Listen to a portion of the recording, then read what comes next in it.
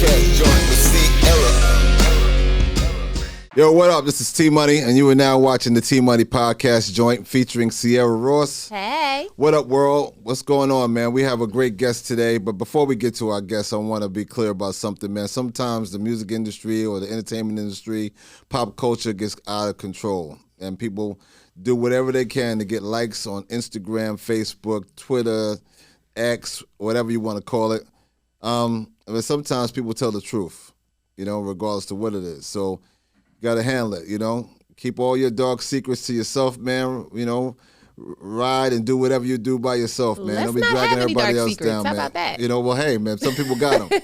But, sometimes people tell the truth, man. You understand? So salute to who I'm talking about. I'm not even going to bring up no names and everything, but that dude told the truth. All right? So anyway, with that being said, we have a great guest today, my girl Amanda Holley in the building. Yes. What up, y'all? Grammy-nominated Amanda Holley. Let me put it like that. Yes. Man, blow Valid. you up. Pre-nomination. Thank you. Hey, listen. Yes, we're calling it in. I am manifesting this right now. Thank y'all. You gotta manifest it. Gotta manifest it.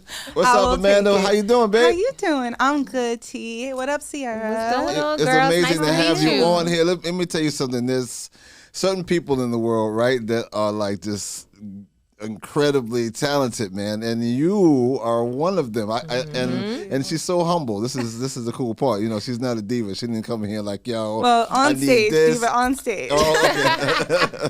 That part. That's acceptable. Okay, so listen, let's Thank you, though. Let's get it covered because you have so much to cover. Let's start. So let's start from the beginning. Like you're Jersey girl. Jersey resident, Born in you're a Newark, Jersey baby. native, right? Oh, Uh-huh. And tell us a little about your childhood. Like you're a product of a musical household. Your mom played the cello, and your father played the guitar, right? Am My I correct? daddy, I only met my dad a few times, actually. Oh, okay. But he was incredibly talented. Mm-hmm. He actually played guitar and sang, played the keys. He wrote music for Sarah Vaughan, who was a legend. Oh, okay. That I actually looked up to growing up. So that's kind of crazy. Wow. And it's interesting because I didn't even meet my dad until like elementary school, like mid-elementary. And then I found out that he did all of that. And before Full then, circle. Exactly. And before then, it was just me and my mom's. My mom is a concert cellist. She went to Manhattan School of Music. She was one of 4 out of 5,000 people to actually go. And she went on a full scholarship. And my parents, their story together when they met was pretty turbulent and pretty crazy. And I didn't get to really be in that kind of world with them and see the beauty of that.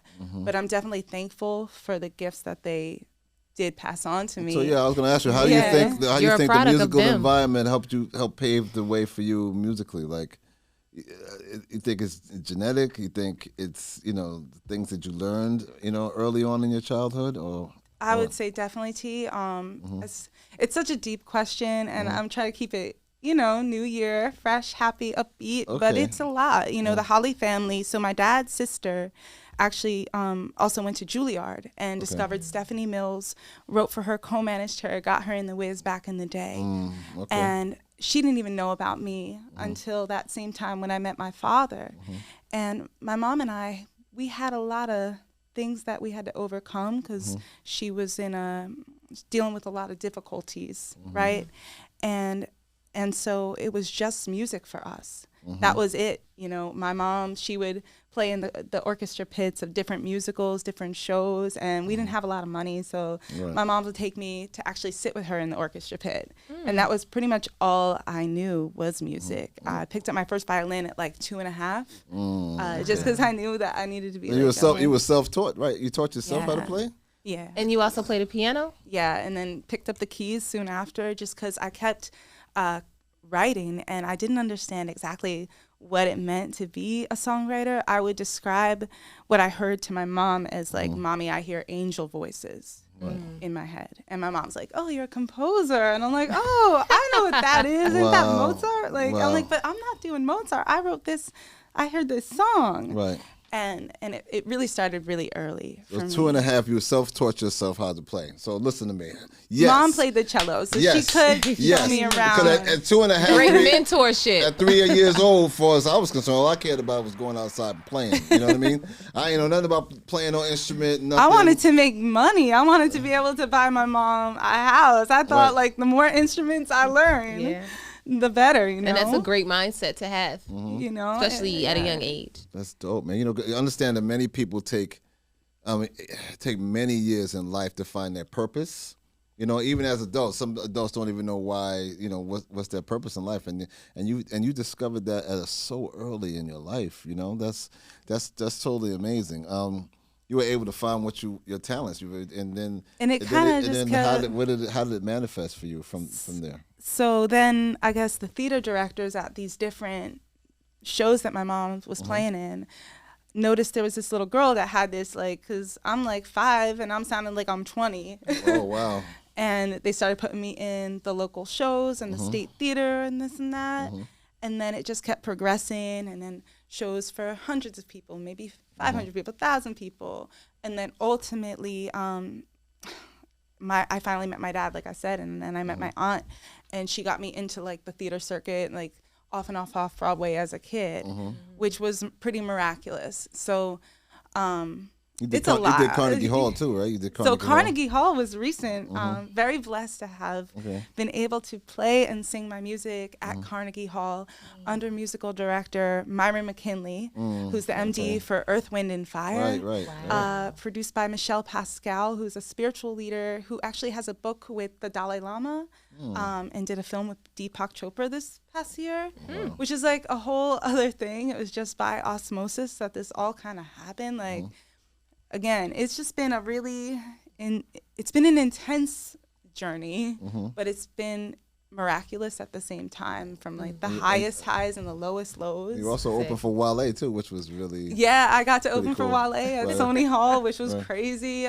Toured with Style Fashion Week and New York Fashion Week and Los Angeles Fashion Week, East and West Coast, sometimes thousands, 5,000 people, and just venues that I could only dream of as a little girl, even playing and singing at Birdland with Onaje Allen Gomes, who's a phenomenal pianist, and having collaborations with multi-Grammy, Oscar, Emmy, and Tony-winning producers. And it's really crazy to go from being like this homeless baby from Newark to like this dream kind of world where music and art kind of runs everything. And even like you were saying, the dark side has been dark my whole life, you know, and music has always been the light. So whenever, and I feel like a lot of artists get confronted with this darkness, you know what I mean?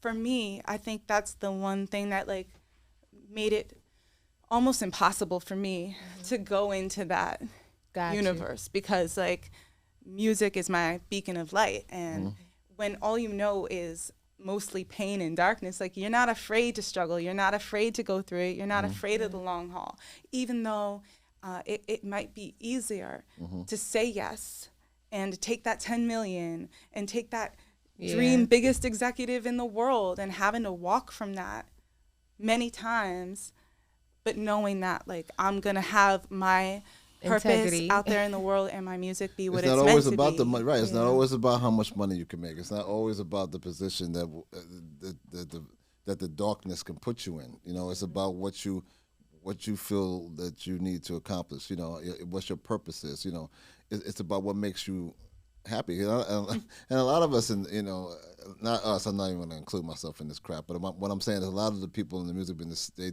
sell out. They sell out because of the money. And I understand it. So important. I understand it. The money is so important to their life, but it's not necessarily the end all, the be all. You know, there's so many people who make statements like how Dave Chappelle made a statement, how he turned down millions of dollars because it just wasn't the right thing to do. You understand, from his perspective. But this is good. Oh, go ahead, see. I'm sorry. It's cool. No, it's cool. I have respect, so I'm gonna wait my turn. Go And I ain't gonna wait all day, but I hear you. I'm with you. I appreciate it. Go ahead, girl. Out of all the instruments that you play, which one is your favorite? Voice is definitely my favorite.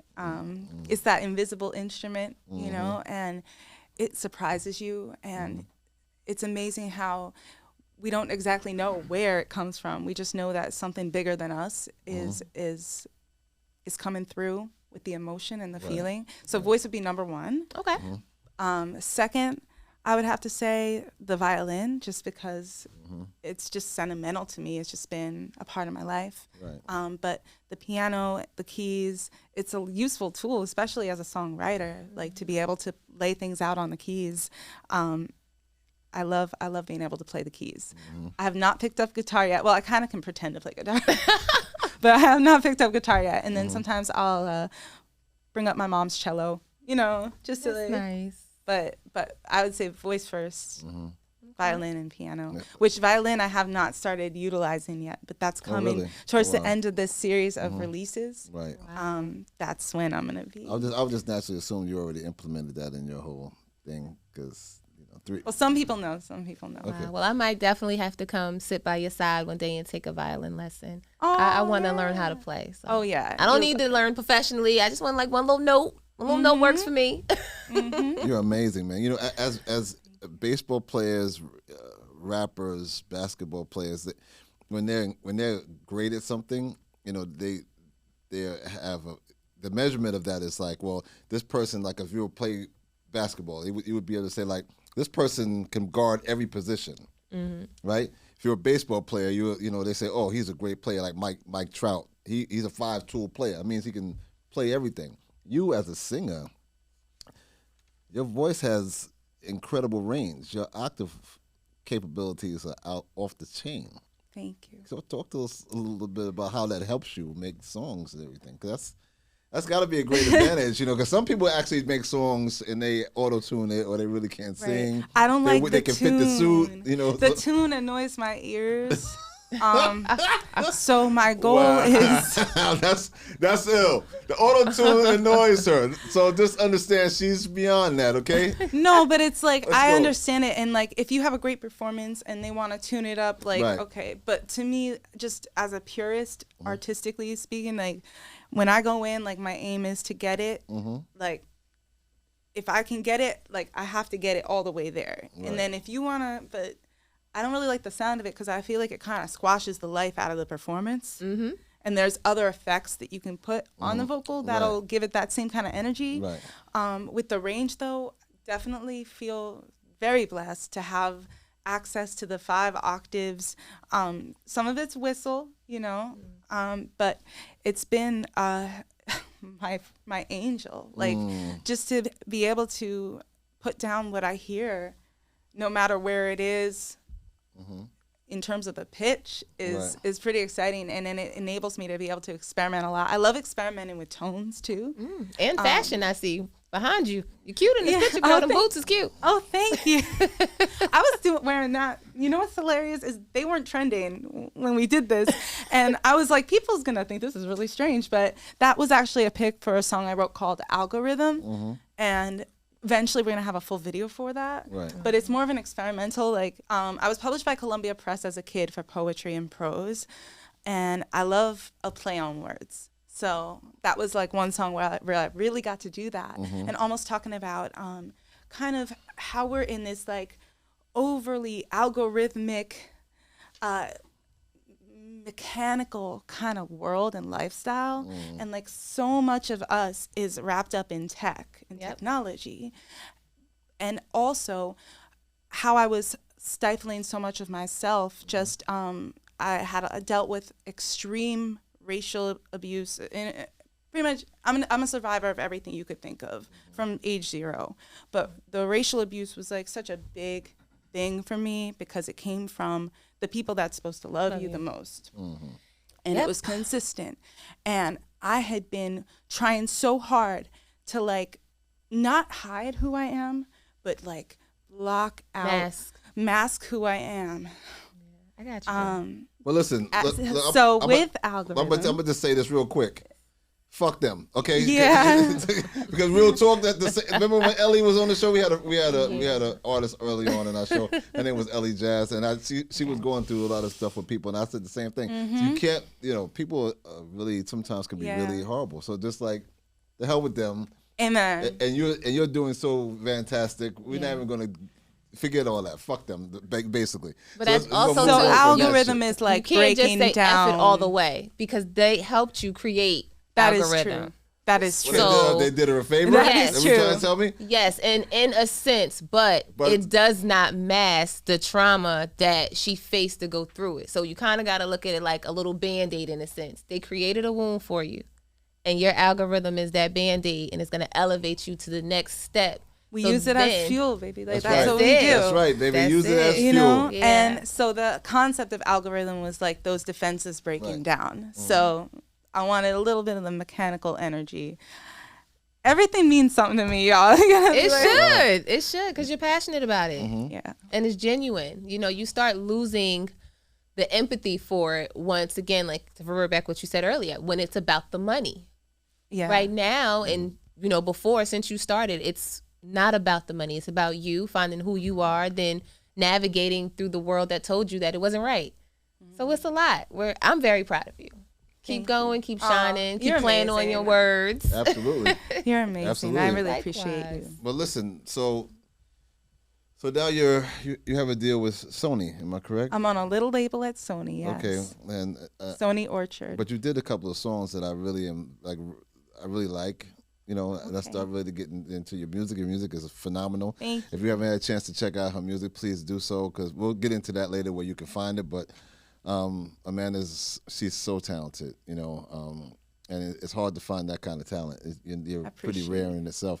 Like Runaway, to me, is a classic hit. Fiendin' is one of my favorite songs, you know what I mean? So Ride or Die, which has got, I'm sorry, I'm not going to say Grammy nominated. It's pre-Grammy. Yeah, nominated. Grammy ballot. Okay, no doubt. And do you have a song that's on a motion picture soundtrack? Yeah, I Something have like a that? title track of a film that was directed by writer and director of the Barbershop series, Mark Brown. Sharon, 1, 2, 3. Yeah, and I have the title track and a few records on that. But each of my babies are so special to me, my song babies. So it means the world to you that you feel the music. Yeah, 'Cause the that's music that's is what it's dope. for. Because even like what you were saying, Ciara, it's like it's not about me. It's never been about me. Like even just being an instrument, the whole time when I started singing, I just thought everybody sang until people would just keep asking me. I'm like 3, and people's like, "Oh, what did you? Oh, can you sing that again?" And then seeing what it could do for someone else, and just knowing what music did for me through my whole life, being able to then be that for someone else in whatever little way is like, that's the ultimate to me, you know. But these songs are each so special, and there's so many coming too. Okay, well, we can't wait to hear the rest of them. I'm here for it. So you know this is a hip hop show. My lineage is from hip hop forever. You know, I got that hip-hop. record code that's like, Okay, let's get into that. See, I was gonna see me and you were already here. Let's get her there. We here already. I'm here with okay, you. I'll have a little Moscato. So Is talk that to what me. I'm drinking? Oh, Yes, rosé. you're drinking a little rosé, Angels and Cowboys. But listen, tell us a little about that song, and I'm gonna go into some other hip hop stuff after that. But tell us a little about the song, and you know. So that song actually does have quite a bit of a put some people on blast, but we won't do that here. Okay. We ain't doing a part 2 of the, you know what happened. Oh, okay. Mr. KW. With Mr. people. KW, yeah, no doubt. We won't get into that. But it was like the first Truth. record. Yeah, it's got a trap energy to it. And I was in with my producers, Davis Chris and Cecily Wagner, and they both charting and doing their thing, and I'm very thankful.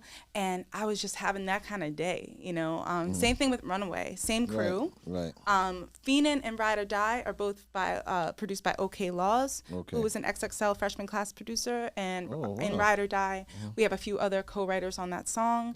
And one of them is Grammy-nominated Chico Bennett, who like toured the world with Prince and just is amazing. He produced Destiny's Child and everybody. But with Code, I had to put some people on blast. That's okay. Sometimes you need to do that. Each line is for a different person. I'll use that So in the industry. that's the way it and is. life. That's the way it is. But listen to this real quick. So you just like your ability to sing, you have different levels, right? Tell us a little about, you know, what if first of all, if rap music influenced or influences any of the music that you make today, and like give us some of your artists. Like, which artists do you like gravitate towards? Is it trap music for you? Is it 90s rap music? Is it I love I love any great kind of cadence. Like I love Kendrick. I love Drake, but like particularly like I could go back to like 50, like, and I get hard, I'll listen over and over again to like Biggie, when it comes to like rap, like I particularly like more of the old school 2000s, Likewise. 90s, like although there's a lot of great stuff going on right now. Why do you think you gravitate towards the? I'm asking that question. I'm doing research here. I want to know, why do you think you gravitate towards the 90s music instead of the energy, it's the cadence, the vibration, and there's more density in the tonality. Even the way it's mixed, even the way the mixes are done, the stories, just the whole vibration. The music actually gives you something, okay, it gives you that energy. Yeah, it gives you something. Yeah, that's what I'm talking about. That's right. That's give it up for the 90s hip hop. You know what I mean? But I'm like that. I like a throwback in every category. Like I'll go listen to like Ella Fitzgerald. I'll go listen to like Stevie. And I love what's happening right now. But like I'm kind of don't lie to these people. Don't lie to these people. Tell the truth, girl. It's now. I'm not saying you shouldn't try your talents, but again, have a purpose in the talent. At this point, people are just saying, "Okay, I have a mouth. I'm going to put something out." And then the females, in my opinion, and we might get backlash, but it is what it is. You're just twerking or bending over, or booty shaking, however way you want to keep transitioning the word. Is there anything else you could do? A lot of people do it because they think they have to do it. And there's a lot of people that try to pressure it, and that's all I gotta say. Like I understand it, but you don't have to do it. You don't have to do it, especially you. You don't have to do none of that. You got too much talent for that. So I'd rather not do nothing. Right? But that's just sing. Just sing. That's what you sing. Don't say don't do nothing, because we're not stopping no bags. She just wants to sing in her piece. Let me make what I'm here to do. You do you. So tell us about your future projects. What's coming up for you? Well, I'm really excited for some new drops coming in 2024. Lots of records that are a part of my collection, my EP, which is called the Holley Graphic EP. That's right.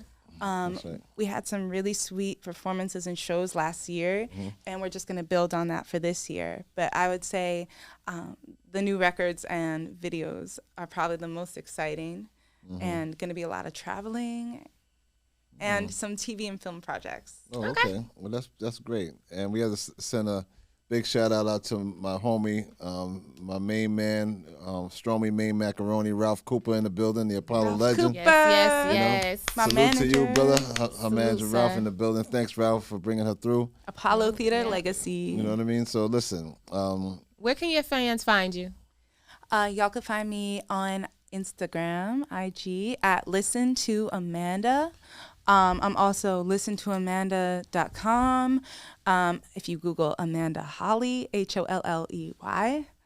And then all your streaming platforms, Okay. And then I'm gonna be more proficient with my TikTok this year too. But I'm just trying to see which angle to go, because I'm very strange, and I don't know if I need to reveal all that weirdness to y'all so that soon. part. Everything is not for 100%. everybody. Just kidding. Right. But listen, you're doing a great thing right here, so you straight. Your pictures work. Thank Okay, you. so don't you worry about it. So thank you very much for being here today. I appreciate Thank y'all you. so much for having me. And no doubt, man. You're watching. Pardon me. You're watching the Team Money Podcast Love joint you. featuring Ciara Ross, Amanda Holley. Thank you so much. Okay. Thank you. We're gonna holler at you, man. Holler, man. Let's support go. her, man. Support her. She's And more dope. blessings and success to you. No Each question. release is going to be very different and very special, and hopefully unlock something new in your soul a little bit. All right. So We're here for it. Congratulations. thank you. Remember, guys, like, share, subscribe, all that. Peace, 2 fingers.